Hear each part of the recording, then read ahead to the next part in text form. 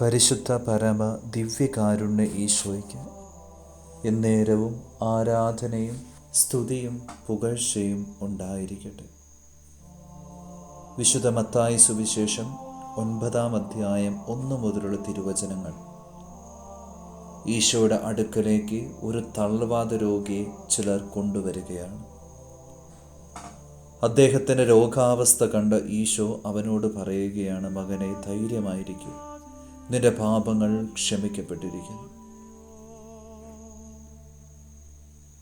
അവൻ്റെ രോഗത്തെക്കുറിച്ചോ അവൻ്റെ സൗഖ്യത്തെക്കുറിച്ചോ ഒന്നും പറയാതെ ഈശോ അവനോട് ആദ്യമേ പറയുകയാണ്, നിന്റെ പാപങ്ങൾ ക്ഷമിക്കപ്പെട്ടിരിക്കുന്നു. അതായത് ആ മനുഷ്യൻ അനുഭവിച്ചിരുന്ന ആ രോഗത്തിൻ്റെ കാരണം ചില പാപത്തിൻ്റെ ഫലമാണെന്ന് നമുക്ക് മനസ്സിലാക്കാം. നമ്മുടെയൊക്കെ കുടുംബങ്ങളിലേക്ക്, വ്യക്തി ജീവിതങ്ങളിലേക്ക് പരിശോധിച്ചാൽ ഇത്തരത്തിലുള്ള ചില കാര്യങ്ങൾ നമുക്ക് കാണാൻ സാധിക്കും. ജീവിതത്തിലേക്ക് ഇത്തരത്തിലുള്ള ചില തിന്മകളുടെ സ്വാധീനം വരാനുള്ള ഒന്നാമത്തെ കാരണം ഇതാണ്. നമ്മുടെ വ്യക്തികൾ, വസ്തുക്കൾ, നമ്മുടെ പൂർവികർ, അവരിലൂടെ കടന്നു വന്നിട്ടുള്ള ജഡികാസക്തിയുടെ പാപങ്ങളോ വ്യഭിചാരത്തിൻ്റെ പാപങ്ങളോ ഒന്നാം പ്രമാണത്തിൻ്റെ ലംഘനങ്ങളോ, അതായത് മന്ത്രവാദം, കൂടോത്രം, ആഭിചാരം, ക്ഷുദ്രവിദ്യ, കൈവിഷം തുടങ്ങിയ കാര്യങ്ങൾ നമ്മുടെ തലമുറയിൽപ്പെട്ടവർ ആരെങ്കിലും ചെയ്തു കൊണ്ടുവന്നിട്ടുണ്ടെങ്കിൽ, നമ്മൾ അതിലേക്ക് എപ്പോഴെങ്കിലും പോയിട്ടുണ്ടെങ്കിൽ ഇതിൻ്റെ ഒരു ആഫ്റ്റർ എഫക്റ്റ് നമ്മുടെ ജീവിതത്തിലേക്ക് കടന്നു വരാനുള്ള സാധ്യത വളരെ കൂടുതലാണ്. രണ്ടാമത്തെ കാര്യം ഇതാണ്, നമ്മുടെ ചില ഗൗരവപരമായ അനീതിയുടെ സമ്പാദ്യങ്ങൾ. അതായത് സമ്പത്ത് നമുക്ക് വേണം, അതുണ്ടാക്കേണ്ടത് അധ്വാനിച്ചിട്ടാണ്, നന്നായിട്ട് അധ്വാനിച്ചിട്ട്. പക്ഷെ ചിലർ വഞ്ചനയിലൂടെ, ചതിയിലൂടെ, കൊലപാതകങ്ങളിലൂടെ, അവരെ നശിപ്പിക്കുന്നതിലൂടെ, കൊടുക്കാനുള്ളത് കൊടുക്കാത്തത് കൊണ്ട്, സഹോദരങ്ങളുമായിട്ട് സാമ്പത്തികമായിട്ട് ഒത്തിരി പ്രശ്നങ്ങളിലൂടെ കടന്നുപോയി വഞ്ചിച്ചും ചതിച്ചും ഒക്കെ ഉണ്ടാക്കിയ കാര്യങ്ങളാണെങ്കിൽ അതിലൂടെ ചില കെട്ടുകൾ കടന്നു വരാൻ സാധ്യതയുണ്ട്.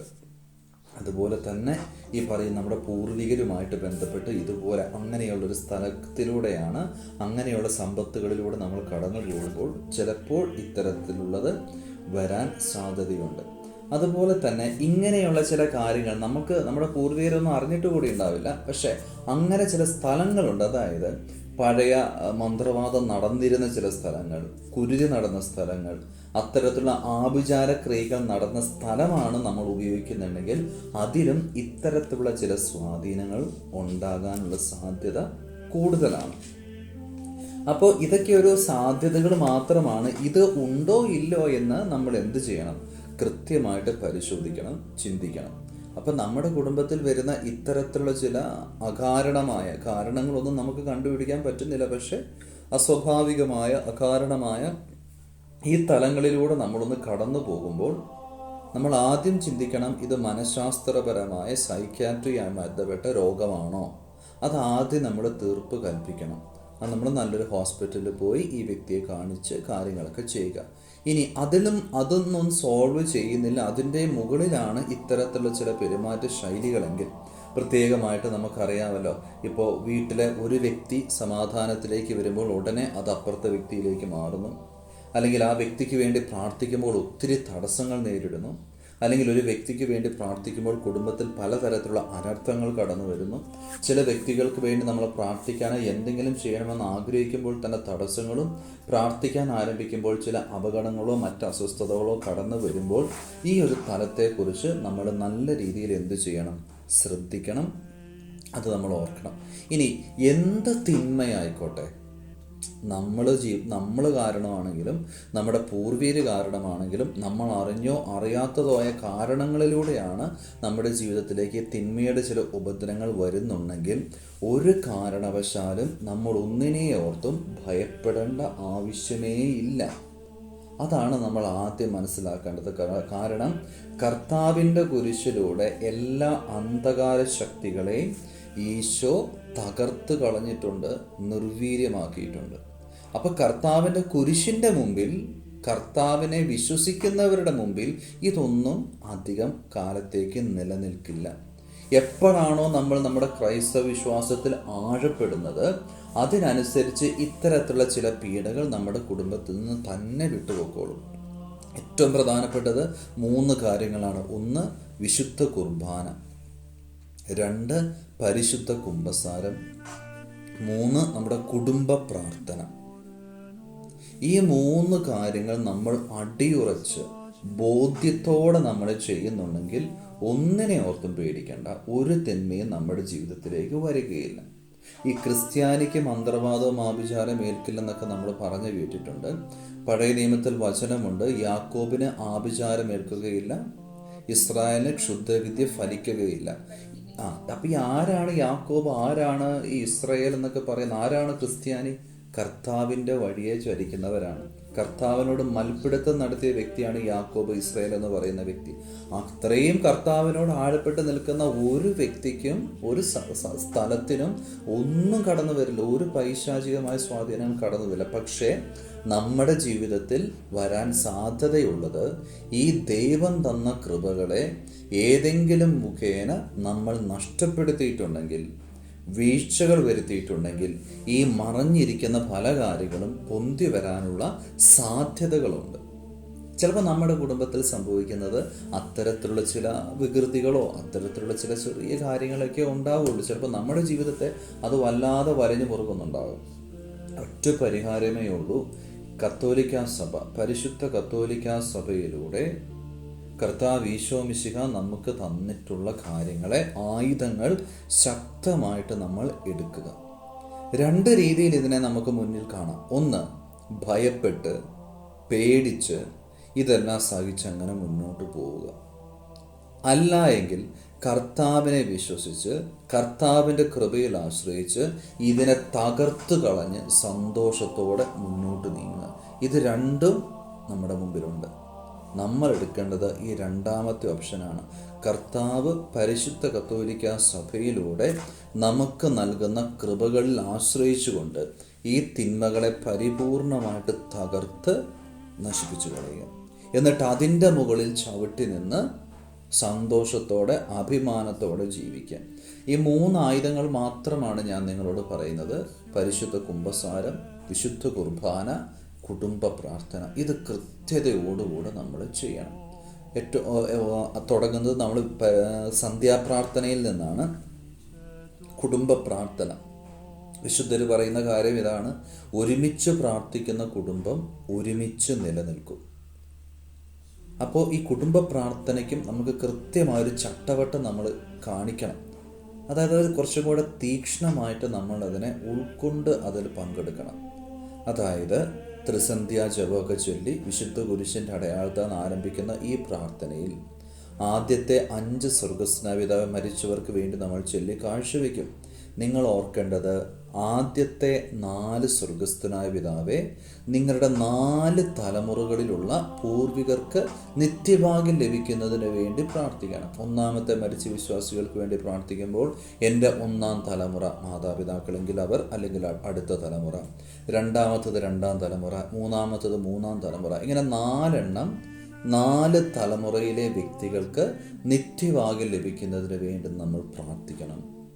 ഇനി 5ാമതൊന്ന് ബാക്കിയുണ്ട്. അത് ആർക്ക് വേണ്ടി ചൊല്ലണമെന്ന് ചോദിച്ചു കഴിഞ്ഞാൽ, നമ്മളായിരിക്കുന്ന സ്ഥലമുണ്ടല്ലോ, നമ്മളിപ്പോൾ താമസിക്കുന്ന നമ്മുടെ വീട്, നമ്മുടെ നാട്ടിലുള്ള നമ്മുടെ വീട്, ആ മണ്ണിൽ നിന്നും മരണം മൂലം വേർപെട്ട് പോയവരുണ്ടാകാം. നമ്മുടെ കുടുംബാംഗങ്ങളായിരിക്കാം. നമ്മൾക്കറിയാത്ത കാലഘട്ടങ്ങൾ ദുർമരണങ്ങളിലൂടെ, ആത്മഹത്യ, കൊലപാതകം എന്നീ തുടങ്ങിയ മരണ രീതികളിലൂടെ ഈ ലോകം വിട്ടു പോയവരുണ്ടാകാം. ഇവരുടെ ആത്മാവിൻ്റെ നിത്യഭാഗ്യം ലഭിക്കുന്നതിന് വേണ്ടി നമ്മൾ പ്രാർത്ഥിക്കണം. ഇങ്ങനെ 5 എണ്ണം ചൊല്ലി നമ്മൾ ജപമാല ചൊല്ലി പ്രാർത്ഥിക്കുന്നു. ജപമാല ചൊല്ലി പ്രാർത്ഥിക്കുമ്പോൾ 5 രഹസ്യങ്ങളുണ്ട്. ആദ്യത്തെ 4 എണ്ണം നിങ്ങളുടെ കുടുംബത്തിലെ ഓരോ വ്യക്തികൾക്ക് വേണ്ടിയും, 5ാമത്തെ രഹസ്യം കുടുംബ വിശുദ്ധീകരണത്തിന് വേണ്ടി നമ്മൾ എന്ത് ചെയ്യണം? ചൊല്ലി കാഴ്ചവെക്കണം. അതിനുശേഷം ലുത്തിനിയ പ്രാർത്ഥന ചൊല്ലി ഈശോ നമ്മോട് പറയുന്ന സുവിശേഷ ഗ്രന്ഥം ഒരു 5 വാക്യങ്ങളെങ്കിലും വായിച്ച്, അതിനുശേഷം 91ാം സങ്കീർത്തനം ഭക്തിയോടെ വായിക്കുക. അത് വായിക്കുമ്പോൾ ചിന്തിക്കുക, നാളെ കർത്താവ് ചെയ്യാൻ പോകുന്ന കാര്യമല്ല, ഇന്ന് കർത്താവ് എനിക്ക് ചെയ്ത കാര്യമാണ് അതെന്നുള്ള തിരിച്ചറിവിൽ വായിക്കുക. അതിനുശേഷം വിശുദ്ധ മിഖായിലിനോടുള്ള ജപം ചൊല്ലി കാഴ്ചവെക്കുക. അതേ തുടർന്ന് തിരുഹൃദയ പ്രതിഷ്ഠ, കുടുംബത്തെ ഈശോയുടെ തിരുഹൃദയത്തിലേക്ക് സമർപ്പിച്ചുകൊണ്ടുള്ള പ്രാർത്ഥനയും ഭക്തിയോടെ ചൊല്ലുക.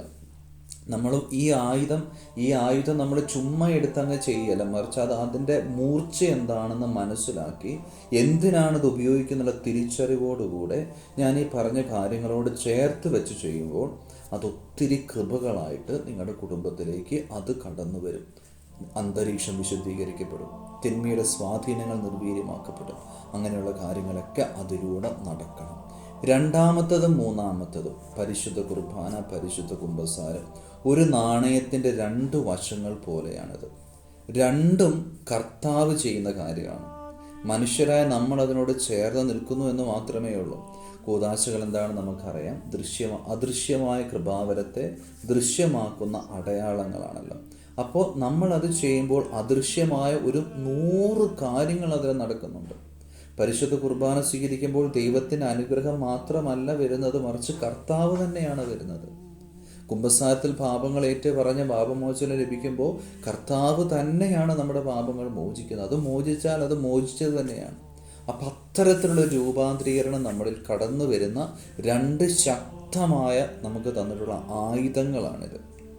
എത്ര തെറ്റിപ്പോയോ വിഷമിക്കേണ്ട, സാരല്ല. കർത്താവ് നമ്മളെ കാത്തിരിപ്പുണ്ട്. നമ്മുടെ തിരിച്ചുവരവിന് വേണ്ടി കാത്തിരിക്കുന്ന കർത്താവാണ്. പരിശുദ്ധ കുമ്പസാരത്തിലൂടെ അനുരഞ്ജനപ്പെട്ട് പരിശുദ്ധ കുർബാനയിലൂടെ ഈശോയെ സ്വന്തമാക്കാൻ എന്നും കർത്താവ് നമ്മെ നോക്കി കാത്തിരിപ്പുണ്ട്.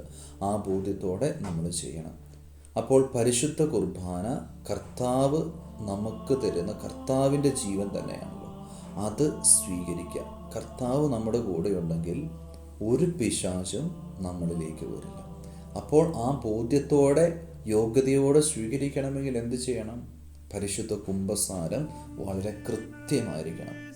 പരിശുദ്ധ കുമ്പസാരത്തെക്കുറിച്ച് എൻ്റെ അനുഭവത്തിൻ്റെ വെളിച്ചത്തിൽ പറയുന്ന കാര്യങ്ങൾ വചനത്തോട് ചേർത്ത് വെച്ച് പറയുന്ന കാര്യം ഇതാണ്: പരിശുദ്ധ കുമ്പസാരമാണ് ഏറ്റവും വലിയ വിടുതൽ ശുശ്രൂഷ. കാരണം ആ വിടുതൽ ശുശ്രൂഷ നടത്തുന്നത് കർത്താവ് തന്നെയാണ്, മനുഷ്യരല്ല.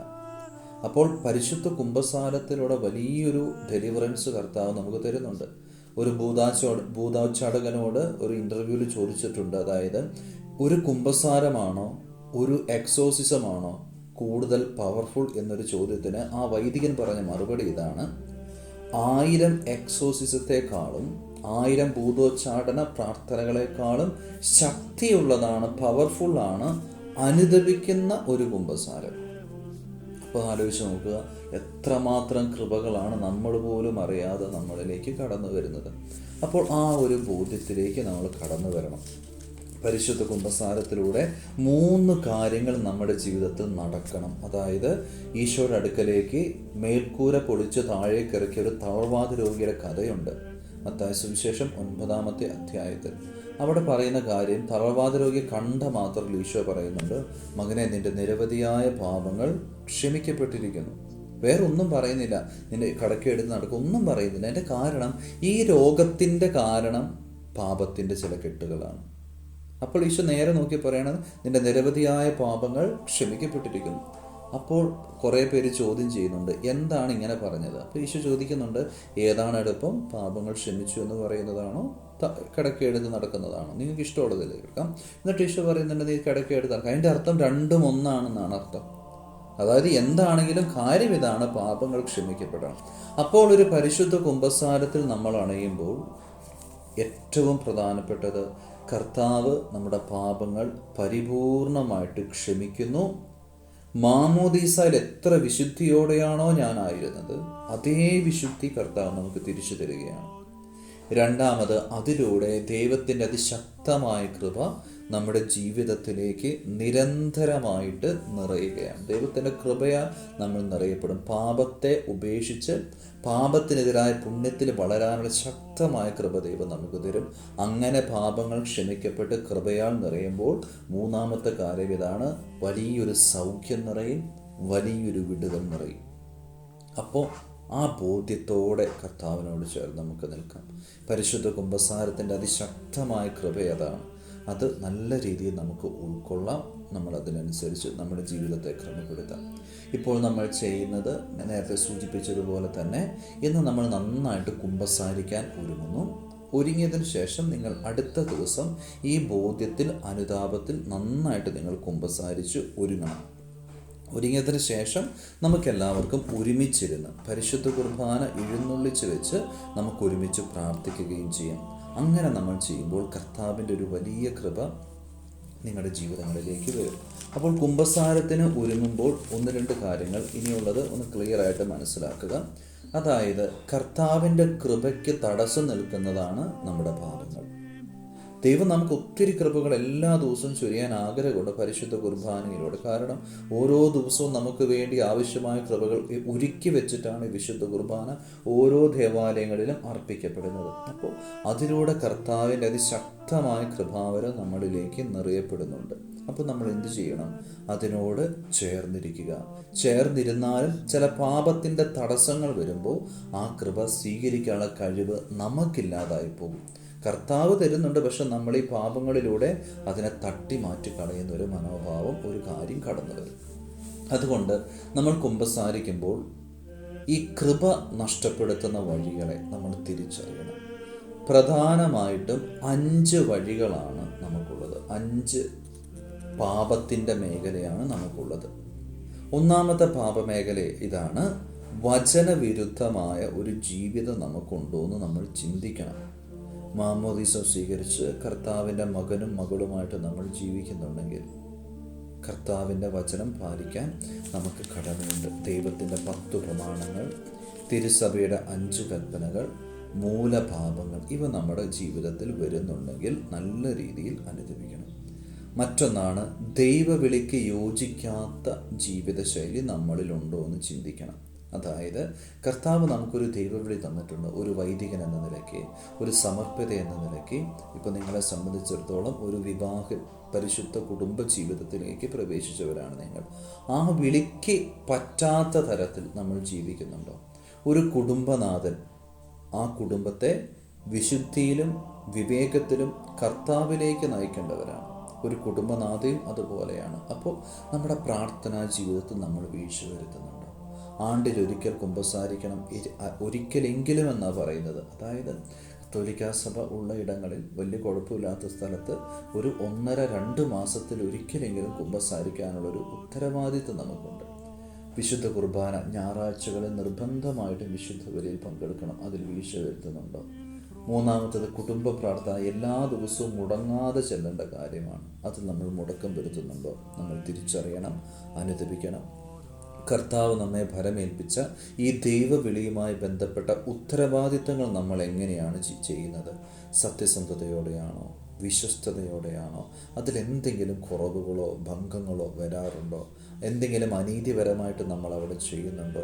എൻ്റെ ജീവിത പങ്കാളി ആത്മാർത്ഥമായിട്ട് ഞാൻ സ്നേഹിക്കുന്നുണ്ടോ? അവളെ ഞാൻ എപ്പോഴെങ്കിലും വാക്കുകൾ കൊണ്ടോ പ്രവൃത്തികൾ കൊണ്ടോ അവൾക്കൊരു വേദനയ്ക്ക് ഞാൻ കാരണമാക്കുന്നുണ്ടോ? ഇതൊക്കെ നമ്മുടെ ദൈവവിളിക്ക് ചേരാത്ത പരിപാടിയാണ്. ഏറ്റവും പ്രധാനമായിട്ട് ദമ്പതികളുടെ നന്മ, അതായത് ജീവിത പങ്കാളിയെ സ്നേഹിക്കുന്നുണ്ടോ? അവളുമായിട്ടുള്ള ബന്ധം നല്ല രീതിയിലാണോ പോകുന്നത്? ദാമ്പത്യ ജീവിതമായിക്കൊള്ളട്ടെ, ബാഹ്യമായ ജീവിതമായിക്കൊള്ളട്ടെ, അതിനൊക്കെ ഒരു പരിപൂർണ സമർപ്പണം, തുറവി, കളങ്കമില്ലാത്ത ഒരവസ്ഥയാണോ എന്ന് ചിന്തിക്കുക. ജീവിത പങ്കാളിയെക്കാട്ടുപരിയായി വസ്തുക്കൾക്കോ വ്യക്തികൾക്കോ ജോലിക്കോ പ്രാധാന്യം കൊടുക്കുന്നുണ്ടോ എന്നെങ്കിൽ അത് തെറ്റാണ്. അതുപോലെ തന്നെ നമ്മുടെ ജീവിതത്തിൽ ആ ഒരു കുടുംബ ജീവിതത്തിലേക്ക് നമ്മൾ കടന്നു വരുമ്പോൾ മാനസികമായിട്ടുള്ള ഒരു തുറവി, അടുപ്പം എൻ്റെ ജീവിത പങ്കാളിക്ക് കൊടുക്കുന്നുണ്ടോ? അവനെ ഞാൻ നല്ല രീതിയിൽ സപ്പോർട്ട് ചെയ്യുന്നുണ്ടോ? ഏതെങ്കിലും ഈഗോ ക്ലാഷോ, ഏതെങ്കിലും ഒരു ഭിന്നതയോ, ഏതെങ്കിലും ഒരു വെറുപ്പിൻ്റെ മേഖലയോ ഉണ്ടോ എന്ന് നമ്മൾ പരിശോധിക്കുക. ഉണ്ടെങ്കിൽ തുറന്ന് ഏറ്റുപറയുക. വചനവിരുദ്ധമായ ജീവിതത്തിൻ്റെ മറ്റൊരു തലം എന്ന് പറയുന്നത് നന്മകൾ നേടിയെടുക്കാൻ വേണ്ടി, ലാഭങ്ങൾ നേടിയെടുക്കാൻ വേണ്ടി, ജീവിതം വളരാൻ വേണ്ടി പാപത്തിൻ്റെ മാർഗം തിരഞ്ഞെടുക്കുക. അത് വലിയൊരു പാപമേഖലയാണ്. അതായത് നല്ലൊരു ജോലി കിട്ടണം, നല്ല കാര്യങ്ങൾ കിട്ടണം. പക്ഷെ അതിനു വേണ്ടി ചില പാപത്തിൻ്റെ മാർഗങ്ങൾ നമ്മൾ ഉപയോഗിക്കുക. മദ്യം വാങ്ങിച്ചു കൊടുത്ത്, അവിഹിത ചിന്തകളിലൂടെ, പ്രവൃത്തികളിലൂടെ കടന്നു പോയിട്ടൊക്കെ ഏതെങ്കിലും തരത്തിൽ പാപത്തിൻ്റെ വഴിയിലൂടെ ഞാൻ എന്തെങ്കിലും നേടിയെടുത്തിട്ടുണ്ടെങ്കിൽ, വഞ്ചനയിലൂടെ, അശുദ്ധ ബന്ധങ്ങളിലൂടെ, ജഡികാസക്തിയിലൂടെ, മദ്യപാനത്തിലൂടെ, അത് വാങ്ങിച്ചു കൊടുക്കലിലൂടെ എന്തെങ്കിലും നേടിയെടുത്തിട്ടുണ്ടെങ്കിൽ, കള്ളത്തരത്തിൻ്റെ കച്ചവടങ്ങളിലൂടെയൊക്കെ നമ്മൾ എന്തെങ്കിലും നേടിയെടുത്തിട്ടുണ്ടെങ്കിൽ നമ്മൾ നല്ല രീതിയിൽ അത് കുമ്പസാരിച്ച് ഏറ്റുപറയണം. അടുത്തതാണ് നന്ദിയില്ലാത്ത ഒരു ജീവിതം. അതായത് നമ്മുടെ ജീവിതം കർത്താവിൻ്റെ ദാനം മാത്രമാണ്. അത് തിരിച്ചറിയാതെ എൻ്റെ എന്തോ കഴിവാണെന്നുള്ള തിരിച്ചറിവിൽ നമ്മൾ ജീവിക്കുമ്പോൾ നമ്മൾ ദൈവത്തെ പലപ്പോഴും മാറ്റി വയ്ക്കുകയാണ്, സൈഡിലേക്ക് മാറ്റി നിർത്തുകയാണ്. ആ ഒരവസ്ഥ, ദൈവം തന്ന നന്മകൾക്ക് നല്ല രീതിയിൽ കർത്താവിന് ഹൃദയം കൊണ്ട്, ജീവിതം കൊണ്ട് നന്ദി പറയുന്നുണ്ടോ എന്ന് നമ്മൾ നല്ല രീതിയിൽ ശ്രദ്ധിക്കണം. അപ്പോൾ ഇത്രയും കാര്യങ്ങളാണ് ഈ വചനവിരുദ്ധമായ ജീവിതം. നമ്മളത് നിസ്സാരമാണെന്ന് കരുതും, പക്ഷേ നിസ്സാരമല്ല. നമ്മുടെ കൃപ അതിലൂടെ നല്ല രീതിയിൽ ചോർന്നു പോകാനുള്ള സാധ്യതകളുണ്ട്. രണ്ടാമത്തെ പാപമേഖല ഇതാണ്. അതായത് നമ്മുടെ ആന്തരികമായ ചില മുറിവുകൾ, കുഞ്ഞുനാൾ മുതൽ ഇന്നു വരെയുള്ള നമ്മുടെ ജീവിതം ഒന്ന് എടുക്കുക. പലവിധ കാരണങ്ങളാൽ നമ്മൾ ഒത്തിരി വേദനിക്കപ്പെട്ട അവസ്ഥകളുണ്ട്. ചില തഴക്കദോഷങ്ങളാൽ, നമ്മളെ ദുരുപയോഗിച്ചതുകൊണ്ട്, നമ്മൾ ഉപയോഗിക്കപ്പെട്ടതുകൊണ്ട്, ചില സമയങ്ങളിലൂടെ കടന്നുപോയത് കൊണ്ട്, ഒറ്റപ്പെടൽ, നഷ്ടബോധം, എല്ലാവരും മാറ്റി നിർത്തി, അവഗണിച്ച്, നമ്മളെ ഒന്നിനും കൊള്ളൂല എന്നൊക്കെ പറഞ്ഞൊരു സൈഡിലേക്ക് മാറ്റിയൊക്കെ നിർത്തിയപ്പോൾ നമ്മൾ അനുഭവിച്ച ഒത്തിരി സങ്കടങ്ങളും വേദനകളൊക്കെ ഉണ്ട്. അത് മാതാപിതാക്കളിൽ നിന്നാകാം, വൈദികരിൽ നിന്നാകാം, സമർപ്പിതരിൽ നിന്നായിരിക്കാം, അധ്യാപകരിൽ നിന്നായിരിക്കാം, സഹോദരങ്ങളിൽ നിന്നായിരിക്കാം, ജീവിത പങ്കാളിയിൽ നിന്നായിരിക്കാം, മറ്റ് നമ്മോട് ചേർന്ന് നിൽക്കുന്ന വ്യക്തികളിൽ നിന്നായിരിക്കാം. അവരിൽ നിന്നുണ്ടായ വേദനകൾ നമ്മുടെ മനസ്സിനെ അതൊരു മുറിപ്പാടായിട്ട് പലപ്പോഴും കിടക്കാൻ സാധ്യതയുണ്ട്. നമ്മൾ ആ മേഖല പരിഹരിക്കണം. എങ്ങനെയാണത് പരിഹരിക്കേണ്ടത്? ഒറ്റ കാര്യമുള്ളൂ. 3 കാര്യങ്ങളാണ് ചെയ്യേണ്ടത്. ഒന്നാമത്തേത്, ഈ പാപം, ഈ ഒരു വേദന നമ്മളിലേക്ക് കൊണ്ടുവന്നിട്ടുള്ള വ്യക്തികളുണ്ട്. ചിലപ്പോൾ നമ്മളെ മദ്യപാനത്തിലേക്ക് തള്ളിവിട്ട ആൾക്കാരായിരിക്കാം, ജഡിക പാപങ്ങളിലേക്ക് തള്ളിവിട്ട ആൾക്കാരായിരിക്കാം, നമ്മളെ ദുരുപയോഗിച്ച വ്യക്തികളായിരിക്കാം, ആരുമായിക്കൊള്ളട്ടെ. 3 കാര്യങ്ങളാണ്. ആ വ്യക്തികളോട് ഈശോയുടെ നാമത്തിൽ പരിപൂർണമായിട്ട് ക്ഷമിച്ചു പ്രാർത്ഥിക്കണം. 2, ആ വ്യക്തികളെ ഈശോയുടെ നാമത്തിൽ അനുഗ്രഹിച്ചു പ്രാർത്ഥിക്കണം. 3, ഇനി ഒരവസരം കിട്ടിയാൽ, സാഹചര്യങ്ങൾ ഒത്തുവരികയാണെങ്കിൽ, അദ്ദേഹത്തിന് ഒരു നന്മ, അദ്ദേഹത്തിന് പറ്റുന്ന നന്മകൾ, അതായത് ഒരു നോർമൽ ലൈഫിൽ നമുക്ക് എന്തെങ്കിലും ഒരു ആവശ്യവുമായിട്ട് നമ്മുടെ മുമ്പിലേക്ക് വരുമ്പോൾ നമുക്ക് പറ്റുന്ന കാര്യമാണ്, നിർബന്ധമല്ല, നമുക്ക് സാധിക്കുമെങ്കിൽ, അത് നമുക്ക് കഴിയുന്ന കാര്യമാണെങ്കിൽ അത് ചെയ്തു കൊടുക്കാം. ഇങ്ങനെയാണ് നമ്മൾ അവരോട് ക്ഷമിക്കേണ്ടത്. അങ്ങനെ ക്ഷമിച്ച് അവർക്ക് വേണ്ടി പ്രാർത്ഥിച്ച് അത് കുമ്പസാരത്തിൽ ഏറ്റുപറയുമ്പോൾ ആ മേഖല കർത്താവ് സുഖപ്പെടുത്തും. അപ്പോൾ രണ്ടാമത്തെ മേഖല ഇതാണ്, നമ്മുടെ ആന്തരികമായ മുറിവുകൾ. 3ാമത്തെ മേഖല ഇതാണ്, നമ്മൾ ആരെങ്കിലും വേദനിപ്പിച്ചിട്ടുണ്ടോ എന്നുള്ളത്. അപരൻ്റെ കണ്ണുനീര്, അപരൻ്റെ രക്തം, അത് നമ്മുടെ പ്രാർത്ഥനയ്ക്ക് തടസ്സം നിൽക്കുന്ന കാര്യമാണ്.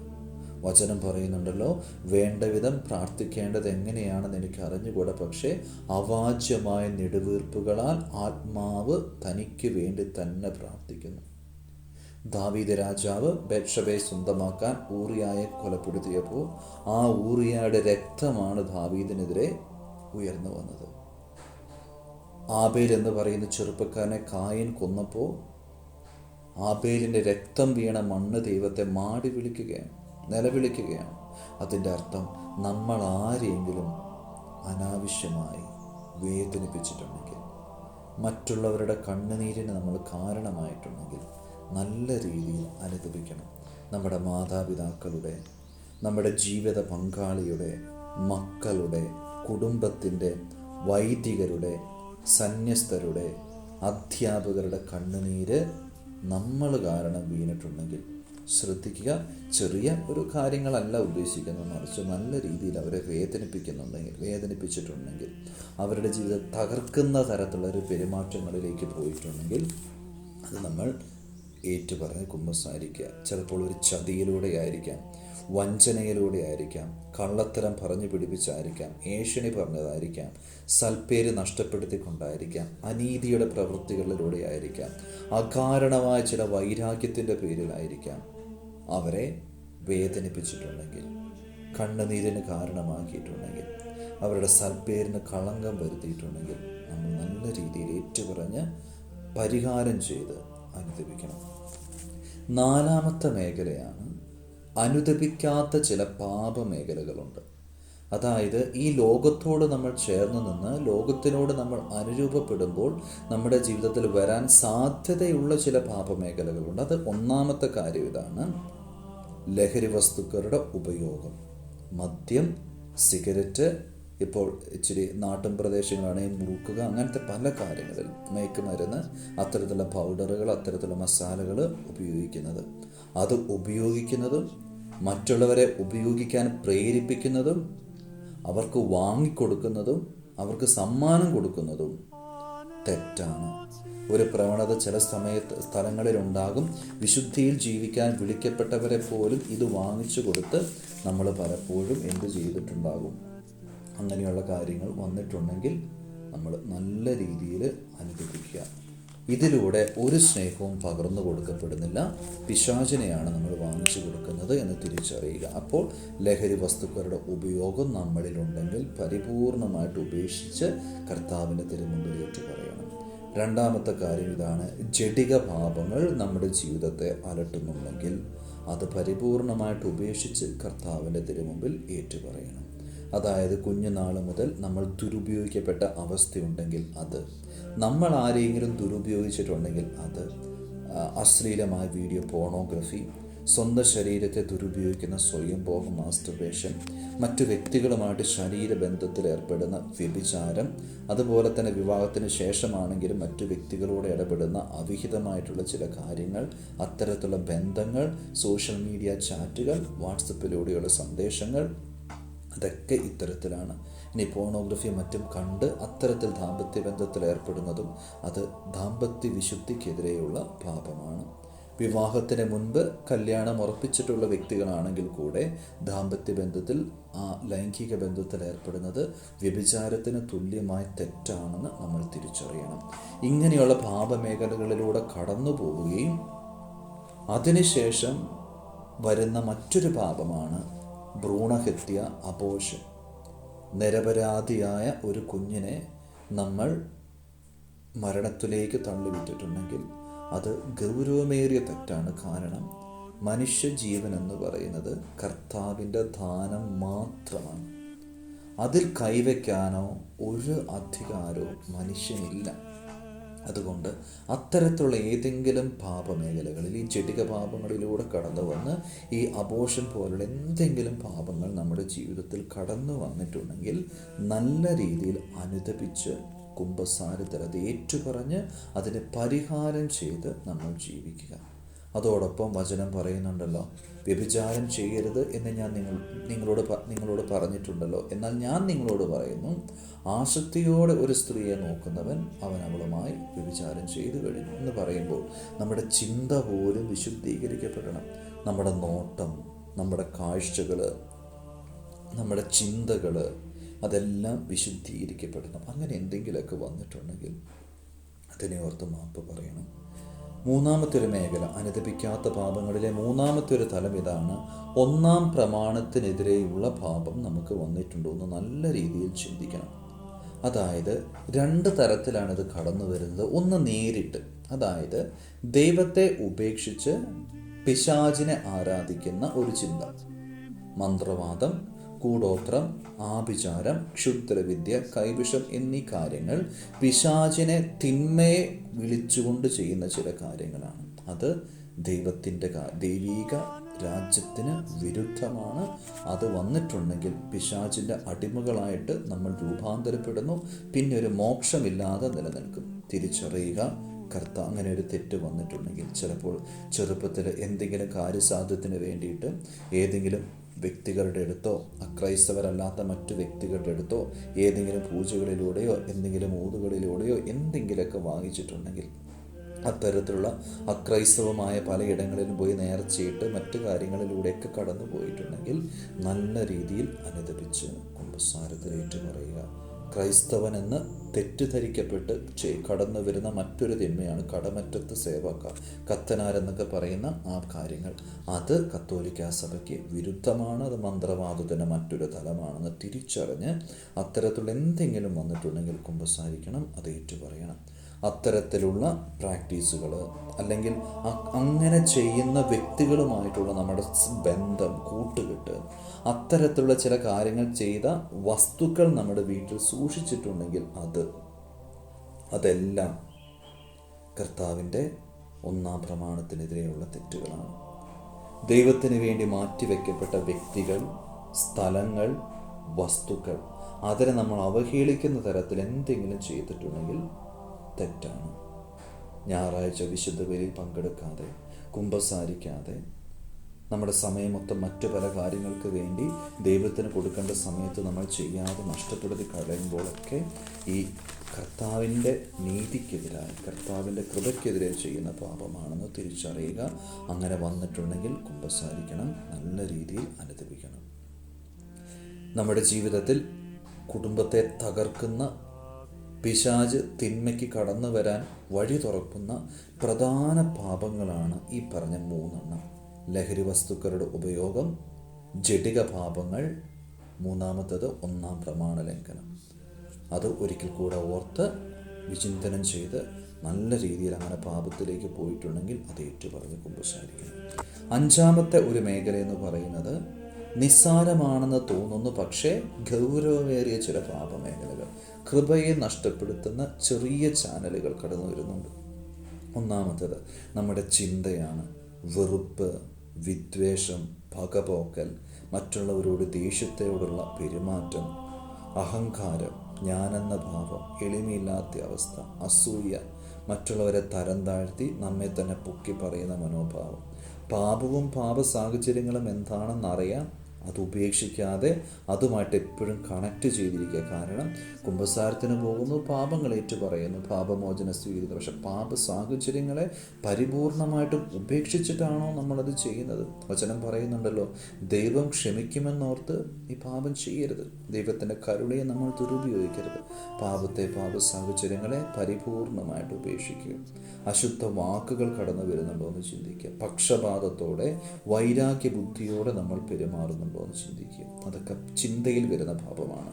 ഇനി വാക്കാൽ വരുന്ന പാപം നുണ, ഏഷണി പറച്ചിൽ, കുറ്റം പറച്ചിൽ, മറ്റുള്ളവരെ കുറ്റപ്പെടുത്തി സംസാരിക്കൽ, വിധിച്ച് സംസാരിക്കൽ, മുൻവിധിയോട് സംസാരിക്കുന്നത്, ശപിക്കുന്ന മനോഭാവത്തിൽ സംസാരിക്കുക. ചിലപ്പോൾ മറ്റുള്ളവരെ നമ്മളെല്ലാം ശപിച്ചോണമെന്നില്ല, മറിച്ച് നമ്മളെ തന്നെ ശപിക്കും. ഈ ജീവിതം എന്തിനാ, ഒരു കാര്യമില്ല, മരിച്ചാൽ മതിയായിരുന്നു. ഇങ്ങനെയുള്ള മനോഭാവങ്ങളിലൂടെ കടന്നു പോകുമ്പോൾ ഇത് ഇത്തരത്തിൽ വരും. ഏതെങ്കിലും രോഗികളായിട്ടുള്ള വ്യക്തികൾ നമ്മുടെ കുടുംബത്തിലുണ്ടെങ്കിൽ ഇതെങ്ങനെയെങ്കിലൊക്കെ ഒന്ന് മാറിപ്പോയാൽ മതി, എങ്ങനെയെങ്കിലും ഇല്ലാതായി പോയാൽ മതി എന്നുള്ള തരത്തിൽ ശാപവാക്കുകളോടെ നമ്മൾ പെരുമാറിയിട്ടുണ്ടോ ചിന്തിക്കണം, മാപ്പ് ചോദിക്കണം. അശുദ്ധമായ തെറിവാക്കുകൾ, ഏഷണിയുടെ സംസാരം, കുറ്റം പറച്ചിൽ, എൻകറേജ് ചെയ്യുന്നത്, ദേഷ്യത്തോടെയുള്ള പെരുമാറ്റം, മറ്റുള്ളവരുടെ കണ്ണുനീരിന് കാരണമായ വാക്കുകൾ, ഇതൊക്കെ പാപമേഖലകളാണ്. വന്നിട്ടുണ്ടെങ്കിൽ ഏറ്റുപറയാൻ. പ്രവൃത്തി അടുത്തത്. നമ്മുടെ ഇന്ദ്രിയങ്ങൾ, നമ്മുടെ പ്രവൃത്തികൾ വിശുദ്ധമാണ്, മറ്റുള്ളവരുടെ കണ്ണുനീരിന് കാരണമാണ്, അശുദ്ധിക്ക് കാരണമായ നോട്ടം, ചിന്ത, സ്പർശനം, കാഴ്ച, അവിടെ അശുദ്ധി വന്നിട്ടുണ്ടോ എന്ന് നമ്മൾ ചിന്തിക്കണം. ഉപേക്ഷ ഏറ്റവും കൂടുതൽ പലപ്പോഴും വരുന്നൊരു മേഖല ഇതാണ്. ഉപേക്ഷ വിചാരിക്കും. പല കാര്യങ്ങൾക്കും ഒരു നെഗ്ലിജൻസ് കടന്നു വരുന്നു. ദൈവം തന്ന സമയം ഉപയോഗിക്കുന്നതിൽ, ദൈവം തന്ന ഈ ജീവിതം കർത്താവിന് വേണ്ടി ജീവിക്കുന്നതിൽ, ദൈവം തന്ന ഭക്ഷണം നമ്മൾ ഉപയോഗിക്കുന്നതിൽ, ദൈവം തന്ന അവസരങ്ങൾ നമ്മൾ കൃപയിൽ ആശ്രയിക്കുന്നത്, നമുക്ക് പരമേൽപ്പിക്കപ്പെട്ട ഉത്തരവാദിത്തം ചെയ്യുന്നതിലൊക്കെ ഉപേക്ഷ വിചാരിച്ചിട്ടുണ്ടെങ്കിൽ ഏറ്റുപറഞ്ഞ് മാപ്പ് ചോദിക്കണം. അലസതയോടെ, ഇൻഡിഫറൻറ്റോടെ, ഒരു പാസീവായിട്ട് കർത്താവിനോടും സ്വയം ജീവിതത്തോടും നമ്മൾ പെരുമാറുന്നുണ്ടെങ്കിൽ അത് ഉപേക്ഷയാനുള്ളൊരു പാപമാണ്. മറ്റുള്ളവരെ സഹായിക്കാൻ, സ്നേഹിക്കാൻ, ബഹുമാനിക്കാൻ, കണ്ടറിഞ്ഞ് നന്മ ചെയ്യാൻ കിട്ടിയ അവസരങ്ങൾ നമ്മൾ നഷ്ടപ്പെടുത്തുന്നുണ്ടെങ്കിൽ ഏറ്റുപറഞ്ഞ് കുമ്പസാരിക്കുക. സാമ്പത്തികമായ മേഖല, അത് മറ്റുള്ളവരെ സഹായിക്കാൻ അവസരം കിട്ടിയിട്ടും നമ്മൾ നഷ്ടപ്പെടുത്തിയിട്ടുണ്ടെങ്കിൽ ഏറ്റുപറഞ്ഞ് മാപ്പ് ചോദിക്കുക. കർത്താവിനെക്കാട്ടും ഉപരിയായി വ്യക്തികളോ വസ്തുക്കളോ ജഡിക ചിന്തകളോ മൊബൈൽ ഫോണിൻ്റെ ഉപയോഗങ്ങളോ കടന്നു വരുന്നുണ്ടെങ്കിൽ തെറ്റാണ്. ഒന്നാം സ്ഥാനം കർത്താവിന് കൊടുക്കണം. ഇത് തിരിച്ചറിയുന്നത് എങ്ങനെയെന്ന് ചോദിച്ചാൽ, നമുക്ക് ജോലിയൊക്കെ കഴിഞ്ഞ് ഫ്രീ ആയിട്ടിരിക്കുന്ന സമയം നമ്മൾ എന്തിലേക്കാണ് ആദ്യം ചിന്തിക്കുന്നത്? ഫോൺ എടുക്കാനാണോ? കൂട്ടുകാരുടെ കറങ്ങാൻ പോകാനാണോ? ഇത് നമ്മൾ ചിന്തിക്കണം. ഒരു സ്ഥാനം, ഒരിടം എൻ്റെ കർത്താവിന്, എൻ്റെ ദൈവത്തിന് കൊടുക്കണം. ആ കർത്താവിന് നമ്മൾ ഒന്നാം സ്ഥാനം കൊടുത്താൽ കർത്താവ് ശക്തമായി നമ്മുടെ കുടുംബത്തിൽ ഇടപെടും. അതുപോലെ തന്നെയാണ് ദുഷ്പ്രേരണയ്ക്ക് നമ്മൾ കാരണമാകുന്നുണ്ടോ? നമ്മുടെ വാക്കുകൾ കൊണ്ട്, നമ്മുടെ പ്രവൃത്തികൾ കൊണ്ട്, നമ്മുടെ ജീവിതം കൊണ്ട് ആരെയെങ്കിലും നമ്മൾ പാപത്തിലേക്ക് വലിച്ചൊഴിച്ചിട്ടുണ്ടോ എന്ന് ചിന്തിക്കണം. നമ്മുടെ കീഴിലുള്ള ജോലി ചെയ്യുന്നവരെ, സഹപ്രവർത്തകരെ, നമ്മുടെ മുതിർന്നവരെ ആരെങ്കിലുമൊക്കെ പാപത്തിലേക്ക് വലിച്ചൊഴിച്ചിട്ടുണ്ടോ? നമ്മുടെ വാക്കാലോ പ്രവൃത്തിയാലോ കണ്ണുനീരിന് ആരെങ്കിലും കാരണമായിട്ടുണ്ടോ എന്ന് ചിന്തിക്കണം. മാതാപിതാക്കളെയൊക്കെ നമ്മൾ എങ്ങനെയാണ് പരിഗണിച്ചിട്ടുള്ളത്? അവരെത്തരത്തിലാണ് നമ്മൾ സ്നേഹിച്ചിട്ടുള്ളത്? അവരുടെ കുറവുകൾ കാണുമ്പോൾ നമ്മൾ എങ്ങനെയാണ് അവരോട് റെസ്പോണ്ട് ചെയ്തിട്ടുള്ളത്? ഈ കാര്യങ്ങളൊക്കെ നമ്മൾ നല്ല രീതിയിലൊന്ന് അനുദപിക്കണം, നല്ല രീതിയിൽ തുറന്ന് ഏറ്റുപറയണം. കുമ്പസാരിക്കാൻ ഒരുങ്ങുമ്പോൾ ഓർക്കുക, ഈ പാപങ്ങളൊക്കെ വ്യക്തമായിട്ട് മനസ്സിൽ ഓർക്കുക. സാധിക്കുമെങ്കിൽ എഴുതി വെച്ച് നമ്മൾ കുമ്പസാരിക്കുക. ഇനി ഒരിക്കലും ഈ പാപം ഞാൻ ആവർത്തിക്കില്ല, ഈ ഉറപ്പ് കൊടുത്തിട്ട് വേണം കർത്താവിൻ്റെ തിരുമുമ്പിൽ നമ്മൾ ഈ പാപങ്ങളെല്ലാം ഏറ്റുപറയും. നല്ല ഒരുക്കത്തോടുകൂടെ പറ്റുമെങ്കിൽ ആ കുമ്പസാരിക്കാൻ എന്നാണോ നിങ്ങൾക്ക് സമയം കിട്ടുന്നത് ആ ദിവസം ഒരു നേരം ഭക്ഷണം ഒന്ന് മാറ്റിവെക്കാം. പറ്റുന്നത് പോലെ നിങ്ങളുടെ ആരോഗ്യസ്ഥിതിയും നിങ്ങളുടെ ജീവിതത്തിൻ്റെ ശൈലികളൊക്കെ അനുസരിച്ച് ഒരു അല്പം ഒരു ഉപവാസത്തോടെ, ഒരു ത്യാഗത്തോടു കൂടെയൊക്കെ ഈ ഒരു നിയോഗത്തിന് വേണ്ടി നമ്മളൊന്ന് പ്രാർത്ഥിച്ച് ഒരുങ്ങി നല്ലൊരു കുമ്പസാരത്തിലേക്ക് നമ്മൾ കടന്നു വരണം. ആ കുമ്പസാരത്തിലൂടെ നമുക്ക് തിരിച്ചറിയാൻ പറ്റും കർത്താവിൻ്റെ അതിശക്തമായ കൃപ നമ്മുടെ ശരീരത്തിലേക്ക്, നമ്മുടെ കുടുംബത്തിലേക്ക്, നമ്മുടെ ഓരോ തലങ്ങളിലേക്കും അത് നിറയപ്പെടണം. നിറയപ്പെട്ടുകൊണ്ട് നമ്മൾ മുന്നോട്ട് ജീവിക്കണം. ഇനി നല്ല രീതിയിൽ ഒരുങ്ങി കുമ്പസാരിക്കാനൊക്കെ നിങ്ങൾ ഒരുങ്ങുമ്പോൾ ഒത്തിരി തടസ്സങ്ങൾ കടന്നു വരും. രോഗത്തിൻ്റെ മേഖലയായിക്കൊള്ളട്ടെ, സാമ്പത്തിക മേഖലകളിലായിക്കൊള്ളട്ടെ, മറ്റേതെങ്കിലും തരത്തിലുള്ള അസ്വസ്ഥതകൾ, ചില തടസ്സങ്ങൾ വരും. ആ തടസ്സങ്ങൾ നിങ്ങൾ ഓർക്കുക. നിങ്ങൾ കർത്താവിലേക്ക് അടുക്കാൻ തീരുമാനിച്ചിട്ടുണ്ട്. കർത്താവ് നിങ്ങൾക്ക് കൃപ തരാൻ ആഗ്രഹിക്കുന്നുണ്ട്, ഒരുങ്ങുന്നുണ്ട്. പക്ഷെ അത് തടസ്സപ്പെടുത്താൻ പിശാചും പ്രവർത്തിക്കുന്നുണ്ട്. ഇതാണ് തടസ്സത്തിൻ്റെ അർത്ഥം. അത് നമ്മൾ തിരിച്ചറിഞ്ഞുകൊണ്ട് 10 മടങ്ങ് തീവ്രതയോടെ കർത്താവിനോട് ചേർന്ന് ജീവിക്കാൻ നമുക്ക് സാധിക്കണം. അങ്ങനെ നല്ലൊരു കുമ്പസാരത്തിലൂടെ കർത്താവിൻ്റെ കൃപ ആവോളം നമുക്ക് സ്വീകരിക്കാം. ആ കുമ്പസാരമാണ് ശരിക്കും നമ്മുടെ ജീവിതം രൂപാന്തരപ്പെടുത്തും. രോഗാവസ്ഥകൾ നിർവീര്യമാക്കും, തകർത്ത് കളയും. അതിനുശേഷം നമ്മുടെ കുഞ്ഞിൻ്റെ, നമ്മുടെ ജീവിതത്തോട് ചേർന്ന് നിൽക്കുന്ന വ്യക്തിയുടെ അല്ലെങ്കിൽ ഏതെങ്കിലും ജീവിത നിയോഗങ്ങളോട് ചേർത്ത് വെച്ച് നമ്മളതിനെ അനുഗ്രഹിച്ച് പ്രാർത്ഥിക്കുമ്പോൾ ആ പ്രാർത്ഥന വലിയ കൃപയായിട്ട് രൂപാന്തരപ്പെടും. അതുകൊണ്ട് ഈ പാപങ്ങളെല്ലാം ഒന്നും കൂടെ ക്രമമായിട്ട് നമ്മൾ ഓർക്കണം.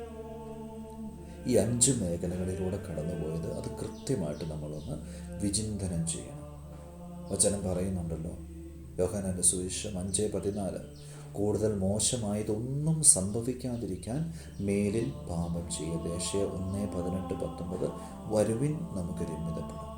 നിന്റെ പാപം എത്ര കഠിനമാണെങ്കിലും അത് മഞ്ഞുപോലെ മൃദുവായിത്തീരും. നിന്റെ പാപം എത്ര കടും ചമപ്പാണെങ്കിലും അത് കമ്പിളി പോലെ വെണ്മയുള്ളതായിത്തീരും, മഞ്ഞുപോലെ വെണ്മയുള്ളതായിത്തീരും. എന്നിട്ട് വചനം പറയുകയാണ്, അനുസരിക്കാൻ സന്നദ്ധരെങ്കിൽ നീ ഐശ്വര്യം ആസ്വദിക്കും. ഈ ഒരു ചിന്ത നമ്മുടെ മനസ്സിൽ എന്നും ഉണ്ടാകണം. ഇതിനനുസരിച്ച് നമ്മുടെ ജീവിതത്തെ ഒരുക്കണം, ക്രമപ്പെടുത്തണം. പാപം ഇല്ലാതാകുന്ന സമയത്ത്, പാപത്തെ പരിപൂർണമായിട്ട് ഉപേക്ഷിച്ച് കർത്താവിന് വേണ്ടി ജീവിക്കാൻ നമ്മൾ ആരംഭിക്കുമ്പോൾ കർത്താവ് നമുക്ക് വേണ്ടി ശക്തമായിട്ട് പ്രവർത്തിക്കും. പുറപ്പാട് 14:14, നിങ്ങൾ ശാന്തരായിരുന്നാൽ മതി, കർത്താവ് നിങ്ങൾക്ക് വേണ്ടി യുദ്ധം ചെയ്തുകൊള്ളും. ഈ പറയുന്ന എല്ലാ മാനസിക ശാരീരിക പീഡകളൊക്കെ തകർക്കാൻ കർത്താവിന് നിങ്ങളെ ആവശ്യമുണ്ട്.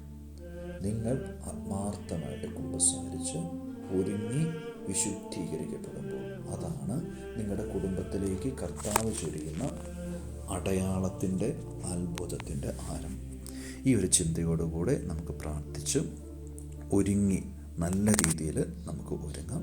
നിത്യം പിതാവും പുത്രനും പരിശുദ്ധാത്മാവുമായ സർവേശ്വര എന്നേക്കും ആമേൻ.